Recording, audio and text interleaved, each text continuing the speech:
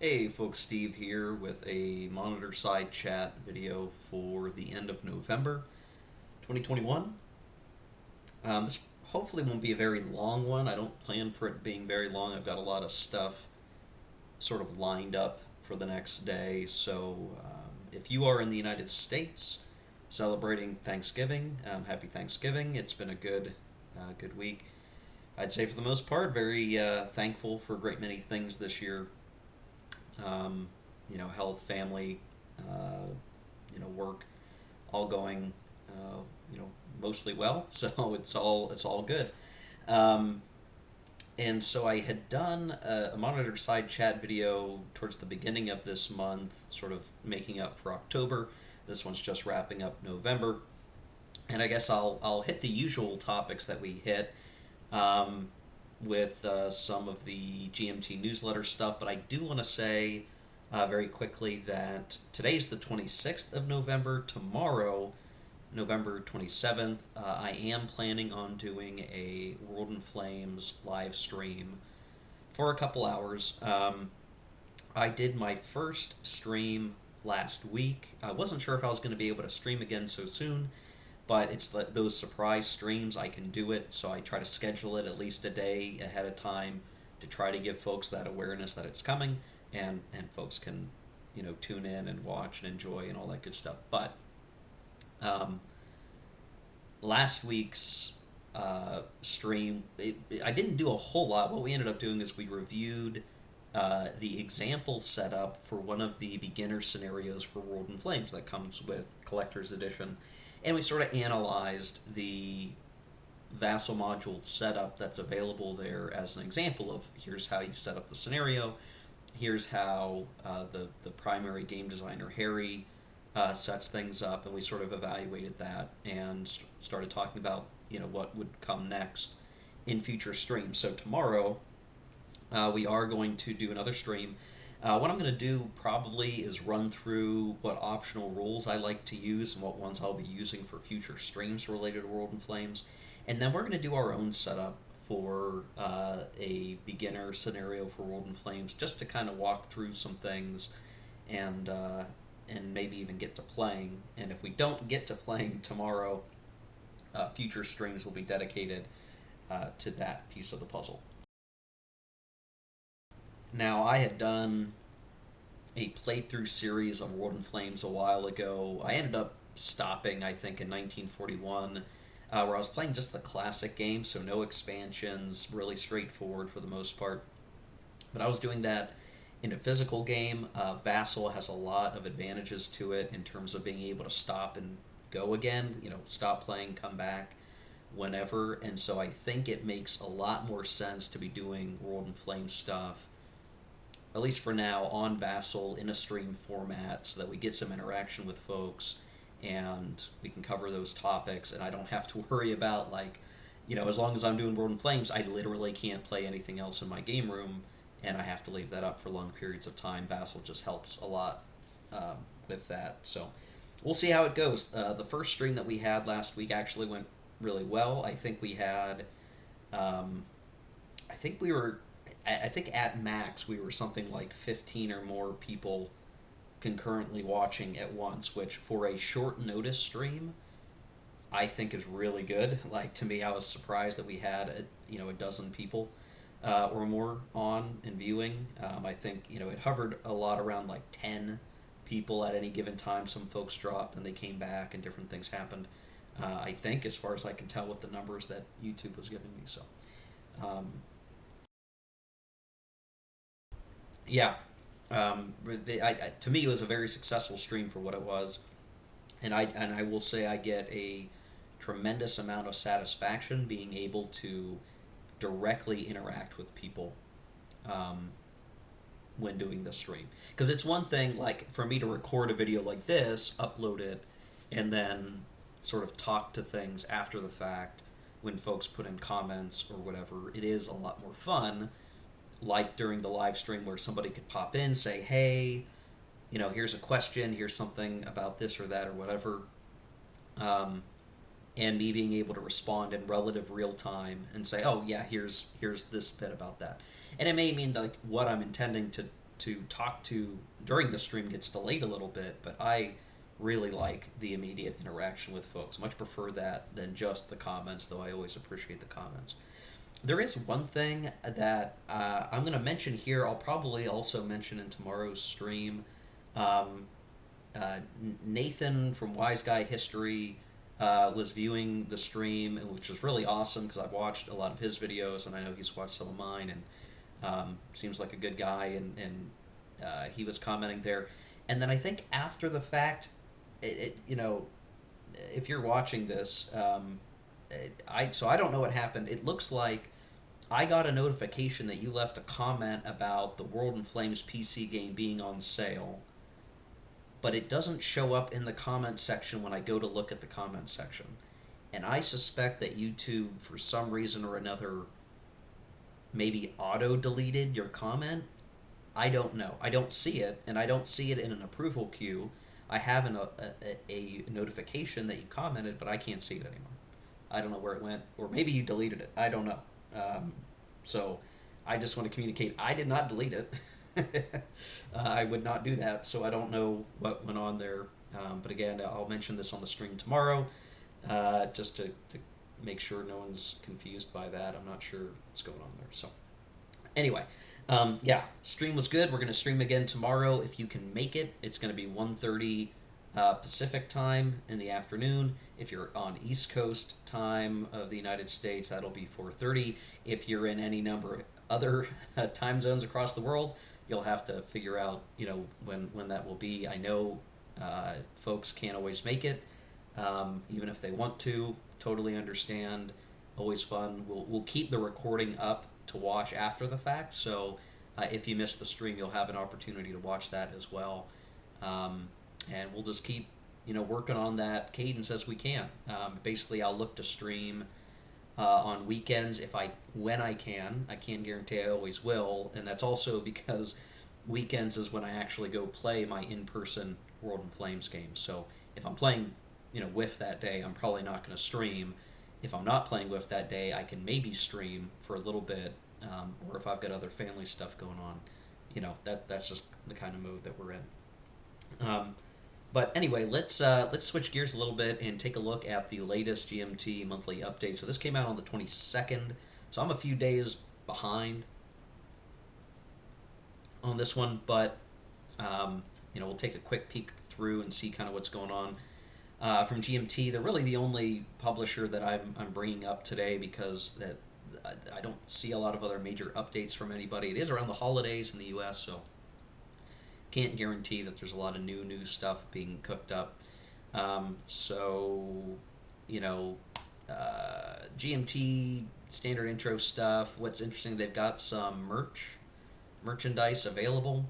So you can get some mugs, you can get some t-shirts, you can get what look like are patches, I want to say. So they've got posters coming soon. I'm actually interested in the posters because, well, I guess I would have been more interested in posters had I not decorated my game room with posters already. And when I do a tour of the game room video, at some point you guys will see my World War I posters I have set up in here. But still, that's cool. I mean, depending on, if they're doing like game box posters or something, that could be cool, but don't know. So they got stickers, mugs, t-shirts. These feature game art or custom art from artists and games, all this good stuff. So cool stuff. I'm interested to see what the posters are going to look like. T-shirts, it might be nice to pick up a t-shirt or two. Who knows? So you can take a look here. I'll open up the link very quickly just to kind of scope out what's currently available as we wait for the internet to catch up. There we go. So they got some Commands and Color stuff. A United Gaul t-shirt for Caesar. I see what's going on. I mouse over and it flips to the back of the shirt. Okay. Imperial Struggle mug. That's neat. Let's see what else they got here. Not as many designs as I might have thought. Oh, here we go. Okay, just had to load more. Oh, look at that. Gandhi mug, that's neat. got a little iron cross and sickle and hammer mug. Have that at your desk at work might be a little odd. Little oddball. It looks like it's pulling up more results as I scroll down. I'm just having to wait for their API or what's talking back to get stuff presented here. A lot of stuff like the Flashpoint series and a regular series are getting, patches and artwork to use. Kind of interesting to see how they're operating with that. So yeah, take a look at that if you're interested in GMT merch. I am on the fence about whether or not I want to pick up any merch, but just purely because I have enough shirts at the moment. The new P500. So I'm going to talk about these here in a minute. The I Napoleon. So this is the Ted Racer game we've been sort of waiting to hear about, and then we've got this Plantagenet Cousins War for England.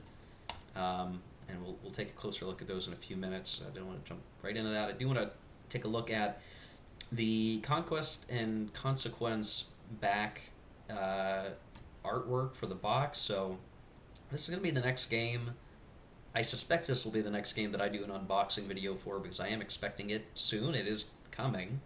It's going to be on its way. And I think, just to skip over a couple of things, I wanted to take a look at the map again for this. So if you're not familiar with Triumph and Tragedy, right, then a lot of this is not going to have a lot of context, but the stuff on here, and it's nice that I can zoom in, we can really get a really close look at stuff. Each player has these tracks that are tracking industry, population, and, oh gosh, what's the other thing? Industry, it's resources, right? So resources, industry, and people, population.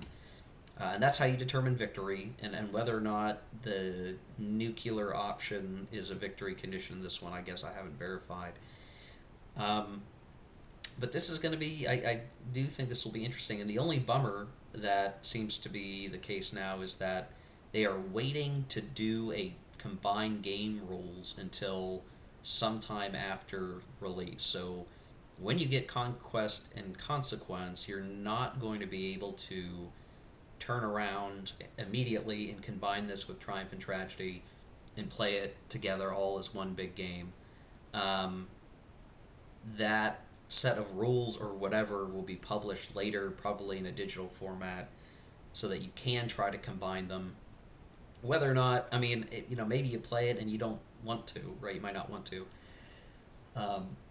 Or there's going to be some weirdness in figuring out how you play them together, because I don't think everything lines up, immediately one-to-one perfectly, but that would be, I don't know, we'll see. But in just trying to look at the map as is, you can start to see the way the game is going to be framed up. I see here's Singapore. You can see with this dashed circle. Same thing, I guess, with Batavia, where it's like, if you want to go from this sea zone to this sea zone, you're either going to have to go through this area, right?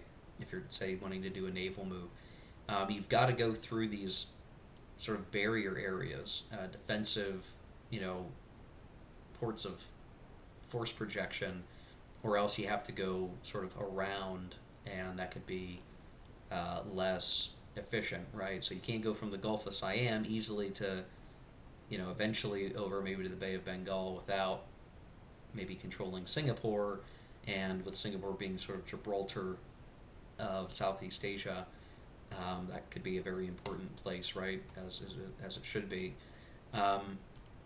Interesting to see, what are they going to do with the nationalist Chinese and China in general. To me, it's really interesting to see how World War II games that feature the Pacific Theater of Operations try to portray China and the difficulty in figuring, where do you draw the line? And sometimes it matters on what year the game starts, and if you look down here, I believe this is going to start in 36. So you have, even before the latest at that time, 37 is when Japan's, makes the big play into China for the duration of the Pacific War. And so you have 36 where, just sort of like in Triumph and Tragedy, there's that build-up time. Um, and there's probably some articles that detail how China is being handled, but I've not read too much into it. I suspect that you can see like this um, pink region with cyan, that is probably the communist, the Chi-Com starting area, and then the nationalists start here, and then the rest of these areas are either going to be empty or have some sort of like neutral garrison.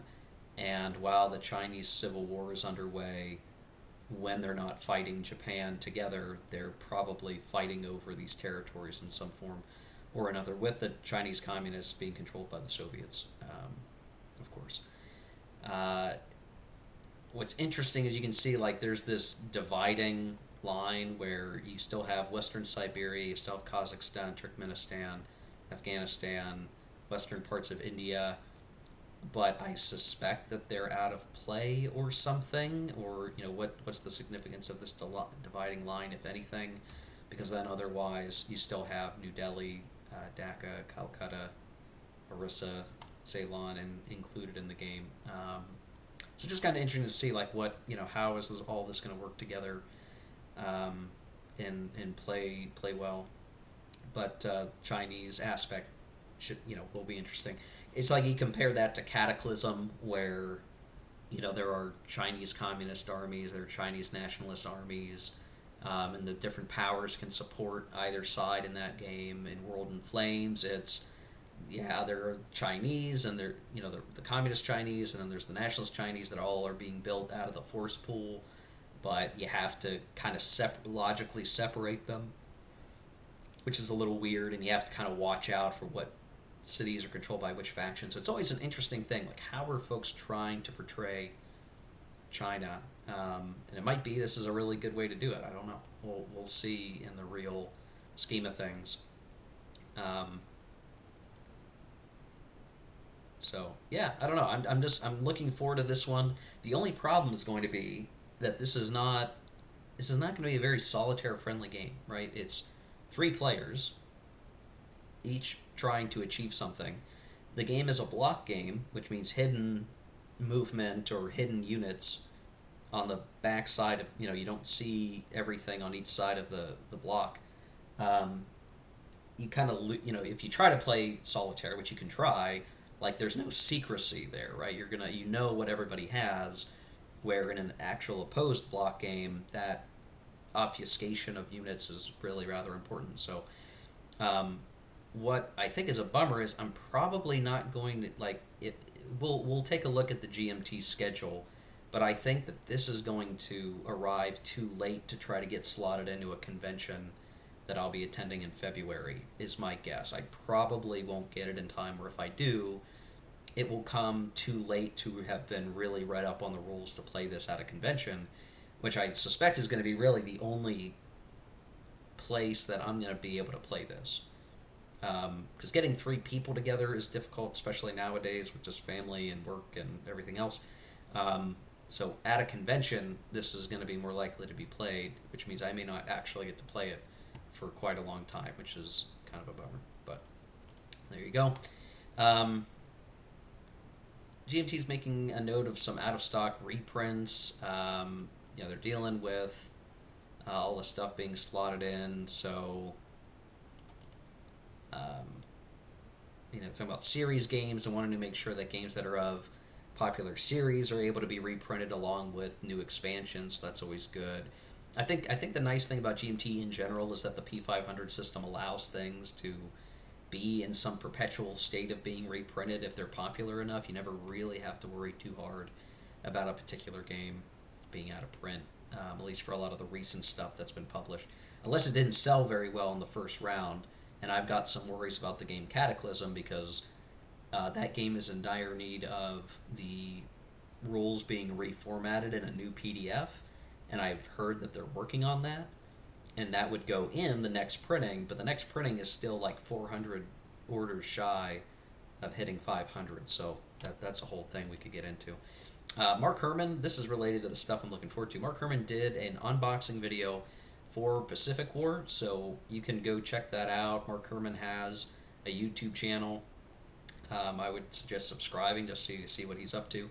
And he kind of goes through, unfortunately, the camera is very far away, so we don't really get a super close look at what he's doing for an unboxing video. Like, he's showing us it because he has it, but his intention is to vet the designer's copy. So they sent this copy to say, hey, here's a produced version of the game. Can you validate that it's right? Is there anything wrong with it that we need to fix for the main production run? And so Mark is very likely, combing through things to get that validation done. But this is not an unboxing video where, like, we get to see everything in a lot of great detail. So don't expect it to be, zoomed in bits of all the components. He keeps the camera pretty far away just because he's, excited to look at it and get through it. So, but it's still nice to see, right? Like, here it is, the game in all its glory, tons of counter sheets, the whole thing. Good stuff.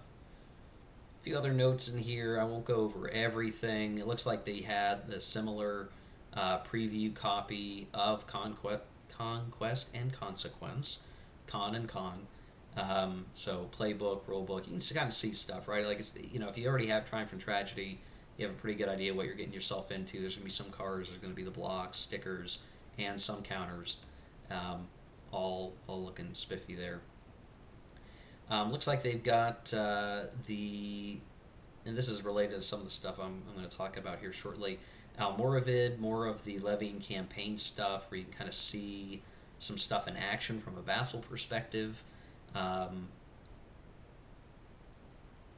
And I guess now we can start talking about the P500 stuff. So,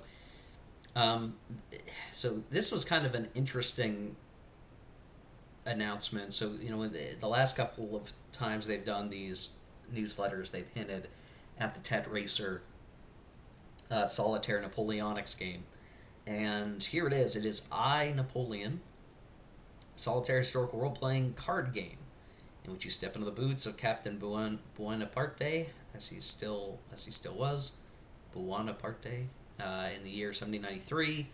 Louis XVI has just gone to the guillotine. The brothers Robespierre control the destiny of France, and all Europe has joined French royalists to take down France and end the revolution, and restore peace and safety for the hereditary principles that have underlain society for 1,000 years. Yeah. Gotta love monarchy, right, guys? So here's the page, right? Placeholder box art. I'm sure we'll get something different in time.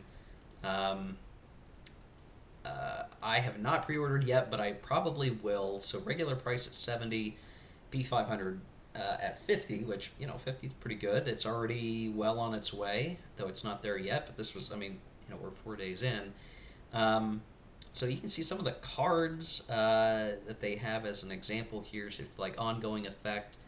This is kind of hard to read without zooming in. Gain 4 admin per year. Remove, first console for life card. So there is some resource management. Here's the prototype map board, so there's a resource track. Again, it's going to be hard to read. I wonder if I can, there, now we're talking. So now we got the resource track. It goes from 0 to 99. It's the limits of glory once you're up to 99. There's diplomacy tracks. So for Austria, Prussia, Russia, and Spain, you can be allied, neutral, or hostile. The year track goes from 1793 to, and let's see, this is interesting. I think what I'm getting used to is, like, it all goes down a column before it goes to the next column instead of left to right. So 1793 to, like, you can see end of something, CMD. I'm not sure if I can read that quite right. End of CMD. I don't know what that means. Then end of FCD. Not sure what that means. But what's interesting is you can play past 1815. The game can go to 1816, 1817 through 1821, and you reach end of EMD. Again, not entirely sure what that means. Um, so there's potential treaties, so it must be a place where you place cards over here, potential campaigns over here, commanders, current campaigns, strategy and tactics, and then these different spaces that are essentially card shaped. So you can assume that cards are going to get played into these areas. So Kingdom of Holland, Westphalia, Sweden, Crown Prince of Sweden. What if Bernadotte's going to matter there? Polish question. The Americas. So there's all kinds of, like, it's all card based, but it's really hard to tell, like, what are the real mechanics of the game, right? Um, Sell Louisiana or send an army to hold it. Like, okay, well, if we don't sell Louisiana, what does that do? If we marry a Romanov, what does that do, right? So I'm interested to see, like, what. It's one thing to try to play through, like, here's the storyline of Napoleon, as we understand in history, and you can just try to play through that, or maybe you're playing something like, Field Commander Napoleon from DVG, and you're just playing through these different campaigns. Where it's like, well, okay, if I'm given the option, sail to Ireland instead of Egypt, like, okay, what do we think the end result of that is going to be? Oh, I see. Into 3 decks, Commander, First Consul, and Emperor. And so when we looked at so this would be the end of the Commander deck, end of the First Consul deck, and then end of the Emperor deck. So, okay, that makes more sense. Yeah, I don't know. I mean, like, I'm intrigued by it. The thing is, it's a solitaire game, right? So I could definitely play this on camera. We could play through it. Might be a little spoilery if we do, for being a solitaire game, but I'm intrigued by it. I mean, Ted is doing a different design, a different thing outside, the hex encounter or card-driven stuff that he's done in the past. Okay. Realizing that this is technically card-driven, quote unquote, it's a card game, not a card-driven game like Paths of Glory or whatever. You understand what I mean. So I am very intrigued by this. I will probably order this. I haven't done it yet.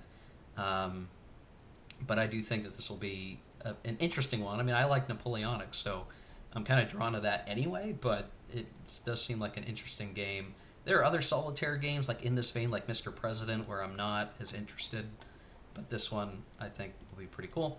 The other one that they announced then is Plantagenet, which is another Levy and Campaign series game for the War of the Roses. And again, P500 price, probably quite good. Here's the map, which is similar of style as the other Levy and Campaign series. And you can kind of see, they're having... I think this must be some sort of like setup card example or something. It's like point-to-point movement, but it's not just like a circle or a space. It's a little artwork of a town or whatever. And I've played some more of the Roses games. Like I played the block game, Richard III, which from, I think that's Columbia Games. That was okay. I'm not a big block game guy, so it's like, oh, this could be a War of the Roses game for, somebody who likes Levy and Campaign, right? And I do feel like...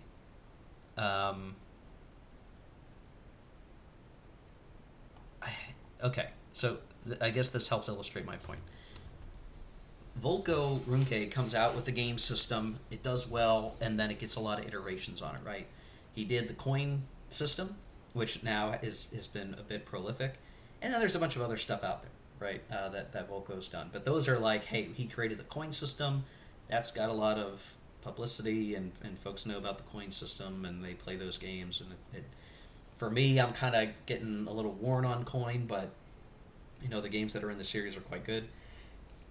And so now we've got Levy and Campaign, which I feel like hasn't been around very long, but it must be doing well enough that, like, they're going to keep making them, right? This would be volume 4, And this game, the first one in the series, Nevsky's been around since last year. It was like early last year, I think, is when Nevsky first came out. And so then, we have Almoravid, which is just going to be at the printer. We have Inferno, the Gelfs and Ghibellines, which I'm sure I'm butchering that pronunciation. I should say the German version of, but I can't remember the German version of these terms either. Made the cut, and now they're already going in on uh, Volume 4. Of course, it's not there yet, but at 350, it's going to get there, right? Um, so I I have Nevsky. I've intended to play it, and I've just not done it for a great variety of reasons. I've just never gotten around to it, and I didn't get in on Almoravid, and I haven't gotten in on Inferno, and I probably won't get in on this until I've played Nevsky and I see, is this a good system for me? Is this a system I will actually enjoy? And until I can do that, then it's like, I don't know. Do you invest in a whole other system? The thing about what I've liked in terms of my reading into these games like Nevsky is that the medieval time period, the time frame these games cover, the 1200s, the 1100s, the 1300s, it's hard to do like a big Here I Stand ish game. Empires of the Middle Ages is the closest thing. I still someday would like to design a new game to replace Empires of the Middle Ages that can do a here's your medieval time period across several hundred years and moving and changing polities and kingdoms and mechanics and different things.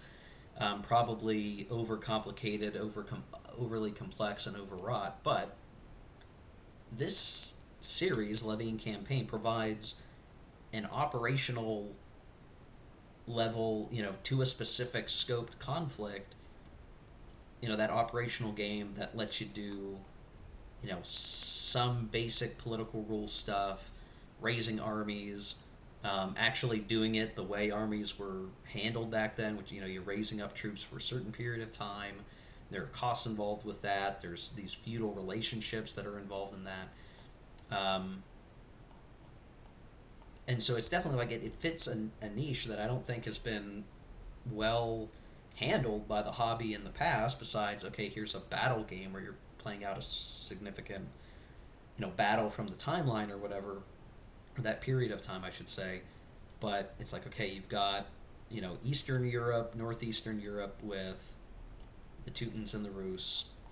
You've got Spain via Almoravids. You've got Italy versus, well, I guess Tuscany, but I mean, Italy in Inferno, and then you've got England in Plantagenet. I mean, that hits, there's plenty of parts of Europe, if you're specifically looking at like medieval Europe, or early Renaissance Europe. There's still plenty of other regions that like you could do Levying Campaign games on and continue to flesh this out, which is why I wonder, like, okay, like we've apparently ramped up pretty hard. If I go up at the customer reviews, it's like, okay, yeah, 5, everyone's loving Nevsky. Folks presumably are really going to like these ones unless, one of these falls on its face. But at this point, I wouldn't expect that from GMT at this point, and I suspect that, this game system is now refined to the point where they know how to take another slice of a map and say, it's this conflict, we're going to do this. We can represent it these ways. We can dig into things to this degree of fidelity and all that stuff and make a pretty decent game out of it. So I all I can say is I feel like I'm probably missing out on this series, and at some point I just need to sit down and play Nevsky and figure out if I want to play this series or not, into the future. They've got A Distant Plane on another printing. That's always great. I think given the historical events of the last year, it's probably well timed. And so,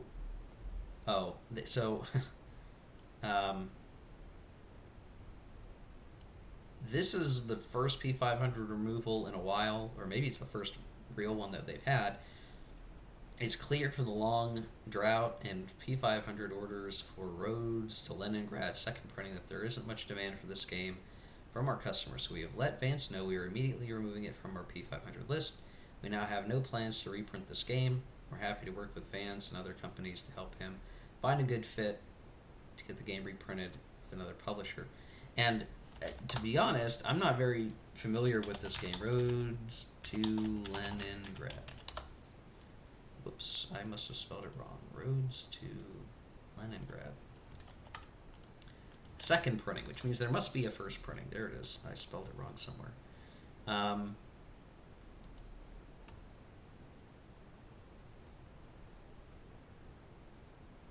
here we go. There looks like there's maybe a couple different maps in the game.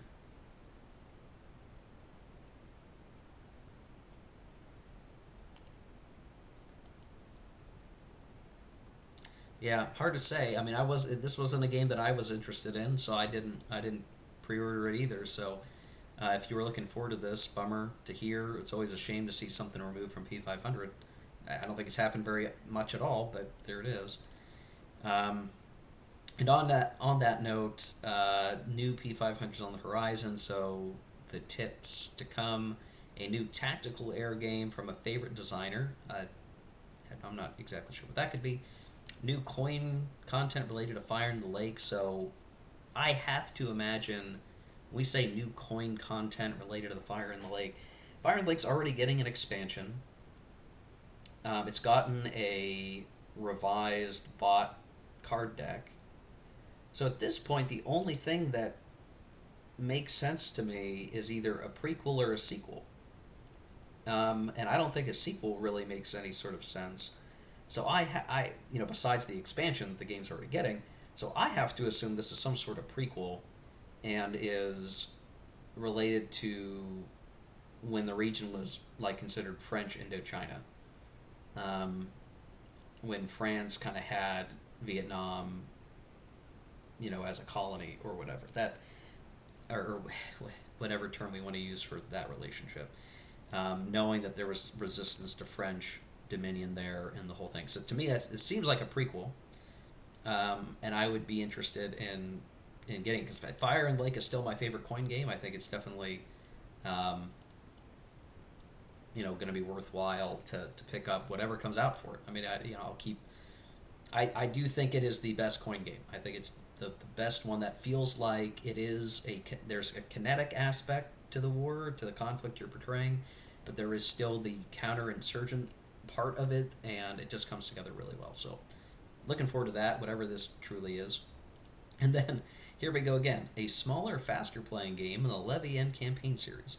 Now, this must mean that the existing games in the series are longer playing, relatively speaking, and so they're coming up with a easier entry point for the Levy and Campaign series. Smaller and faster playing, so probably fewer spaces, fewer units, but still in that vein. So maybe, if I never get around to playing Nevsky, maybe I get this smaller, faster playing one and I see how I like it. I don't know, but that would make it, in effect, volume 5 of the Levy and Campaign series. And so it's 2021. We're, in 2 years we will have had 5 games in the series, basically, depending on when volume 5 comes out. So again, this series is it's grown up fast, really fast, and I regret that I don't have much more to say about it. A big surprise for Combat Commander players. If it's a big surprise, that must mean something, right? Combat Commander's gone through a couple different product lines now. There's the standard Europe one, there's Mediterranean, there's Pacific, there's a number of smaller expansions. So I do think it's okay, a big surprise for existing Combat Commander players. Is it a whole nother rendition? Are we talking about going Cold War? What could this mean? And so I'm not a huge Combat Commander player. I played it once with a buddy, and I have a copy of Combat Commander Europe that I got very cheap pre-owned, and the counters all look like hexagons because they were over clipped and a bunch of craziness, but it's still an interesting game system. So if there's a big surprise, it makes me wonder how far down a new path are they going to go. And then new solitaire co-design involving Jerry White, which I'm not sure who Jerry White is off the top of my head. I'm not sure what this could be, but there you go. A couple other scattered things going on. Standard update stuff, folks publishing videos for various things. Let's see, I want to get to the production schedule. That's really the remaining thing that I tend to care about when we look at this stuff. So here's the near term. So mentioned in the last monitor side chat, the Panzer stuff coming. And then we plan to charge for 9 games on the 29th, so in a few more days. So more Command & Color Ancients, Battle Line. So here we go, Conquest and Consequence. So they're going to charge on the 29th, and then before too long, we should be expecting that to come back from the printer and being sent out. Dominant Species, Red Flag over Paris, Triumph and Tragedy on its way for those who never got a hold of Triumph and Tragedy, and Twilight Struggle. 8th printing, the eternally reprinted GMT game. And then the rest of the production outlook, so you can see, approaching port. So all these games here, they are at sea, they are in mid-naval movement, and they will arrive at port soon. And then the stuff that's at the printer, and we don't know exactly when we're going to see them, is Almoravid. A couple of things, Pacific War. So as long as Mark Herman's designer copy checks out, I suspect we won't have too much to worry about there, but you never know. But that is coming. Salerno 43, a Mark Simonich game. The Civil War update kit, which is what I'm interested in because I would like my update kit for my existing copy, my existing first edition copy. So really looking forward to that.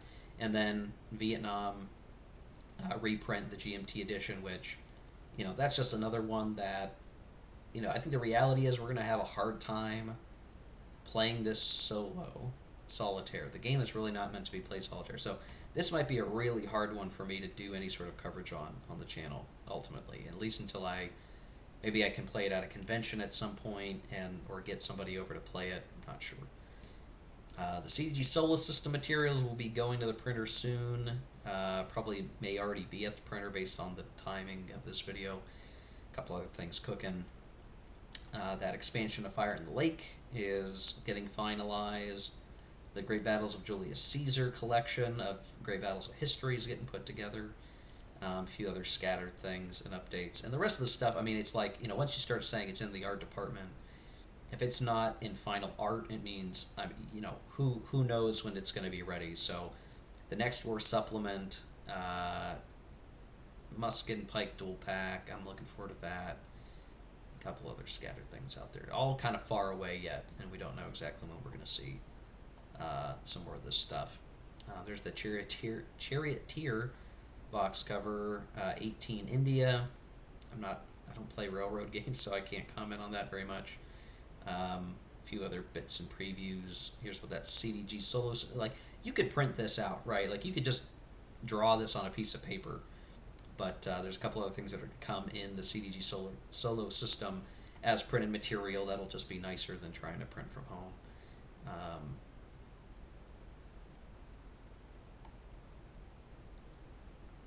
And a variety of other updates, stuff that I think will be interesting to keep an eye out on. So, good update from GMT. Looking forward to see what else comes out of the woodwork. And that brings us to almost 45 minutes. I think here we're going to wrap up. So tomorrow when we stream, we're going to jump right back into the World in Flames stuff. I left all my tabs open so we can just jump into things. Looking at all the PDFs that are available from Australian Design Group to use, and the Vassal module that will load up. So hope you enjoyed the video, guys. Just a standard chat through for this one. Hope you can make it to tomorrow's stream. If you can't and you catch it later, that's great. If it doesn't interest you, hey, maybe there'll be other streams in the future if World in Flames is not your thing, but I think it is a great thing and maybe worth a look. So, yeah, guys, have a good Friday. Assuming you're watching this on the day it comes out. And we'll see you later. So take care, guys. Keep on gaming.